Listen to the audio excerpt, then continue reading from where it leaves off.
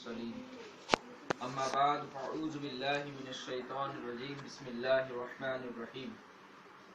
آئیے بیان سننے سے پہلے ہمارے آقا دونوں جہاں کے داتا مدینے والے مصطفیٰ صلی اللہ تعالی علیہ وسلم کی بارگاہ عالی میں درود پاک کا ہدیہ نشاور کرے اور جھوم جھوم کر بلند آواز سے پڑھے اللہم صلی علی سیدنا محمد وعلی آلہ سیدنا محمد صلاۃ و سلام علیک یا رسول اللہ صلی اللہ تعالی علیہ وسلم۔ محترم اسلامی بھائیوں اور اسلامی بہنوں، یہ تو میں یہاں موجود تھا اس وجہ سے بیان کر رہا ہوں، باقی تو یہ گھر کا بیان ہے جو انشاءاللہ تعالی ہم لوگ کرتے ہیں۔ مشہور عاشق رسول حضرت علامہ عبد الرحمن جامی رحمۃ اللہ تعالی علیہ سے روایت ہے کہ حضرت سیدنا جابر رضی اللہ تعالی عنہ نے اپنے حقیقی مدنی منوں کی موجودگی میں بکری ذبح کی۔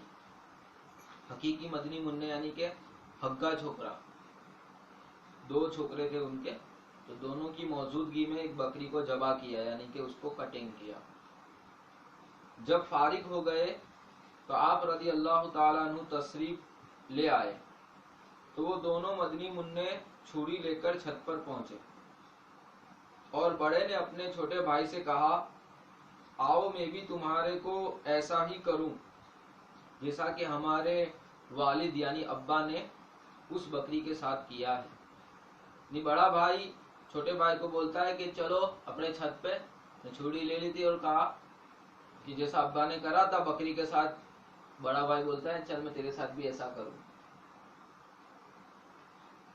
اور اس نے چھری اٹھا لی اور چھوٹے بھائی کو باندھا اور حلق پر چھری چلا دی، سر جدا کر کے ہاتھوں میں اٹھا لیا۔ جو ہی اس کی امی جان رضی اللہ تعالی عنہا نے یہ منظر دیکھا تو وہ دوڑی اور وہ ڈر کے مارے بھاگا اور چھت پر سے گر کر فوت ہو گیا۔ یعنی بڑے بھائی نے چھوٹے بھائی کا گلا کاٹ ڈالا کھیل میں۔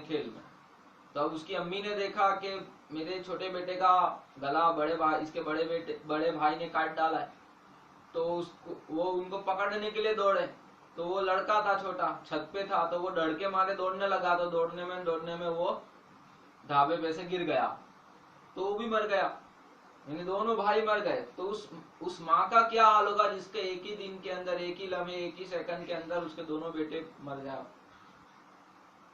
تو وہ بھی چھت پر سے گرا اور مر گیا۔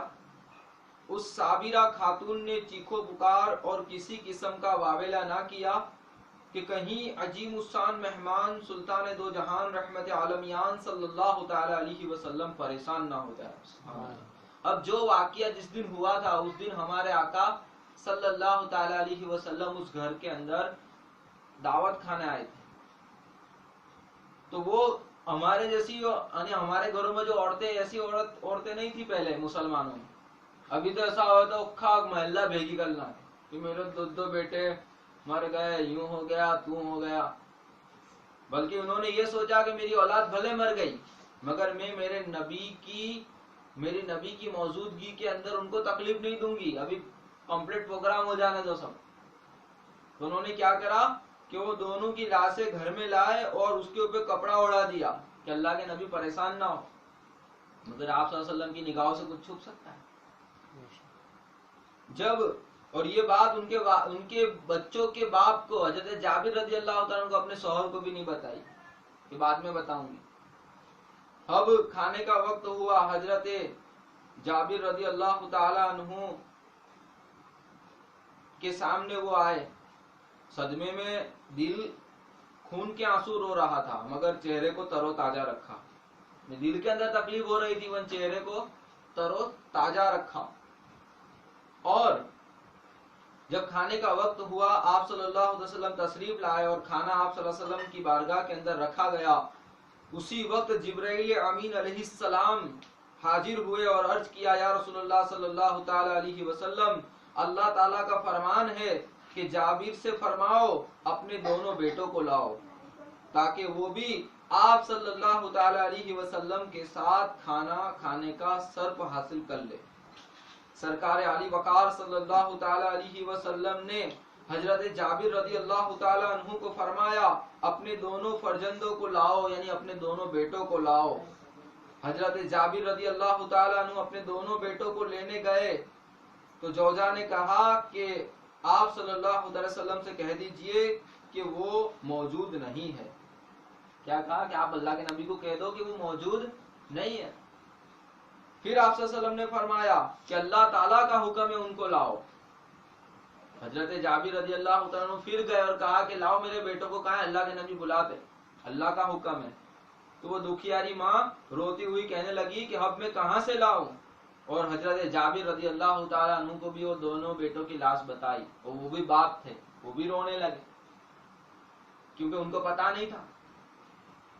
پھر وہ روتے ہوئے ان کی دونوں لاشوں کو آپ صلی اللہ علیہ وسلم کی بارگاہ میں لائے۔ اللہ کے نبی صلی اللہ تعالی علیہ وسلم نے دعا کی کہ اللہ کے حکم سے کھڑے ہو جاؤ، تو آپ صلی اللہ علیہ وسلم کی دعا سے وہ دونوں مدنی منع کھڑے ہو گئے، اور انہوں نے آپ صلی اللہ تعالی علیہ وسلم کے ساتھ بیٹھ کے کھانا تناول فرمایا۔ محترم اسلامی بھائی، اور خاص کر کے آپ لوگ تو بیان سنتے رہتے اسلامی بہنیں، اس میں کیا سیکھنے کو ملا؟ ایک تو یہ سیکھنے کو ملا کہ چھوٹے بچوں کے سامنے سارے کام نہیں ہوتے، کیونکہ بچے کیا کرتے؟ کاپی کرتے تیاری کے اندر۔ اس وجہ سے کہہ رہا ماں باپ کو بھی بتایا جاتا ہے کہ جب بچے ہوشیار ہو جائے تو ان کو الگ کمروں میں سلایا جائے۔ میں بہت اشارے سے بول رہا ہوں کیونکہ چھوٹا بچہ بہت کچھ دیکھتا ہے، چھوٹے بچے جو دیکھتے نا وہ کرتے۔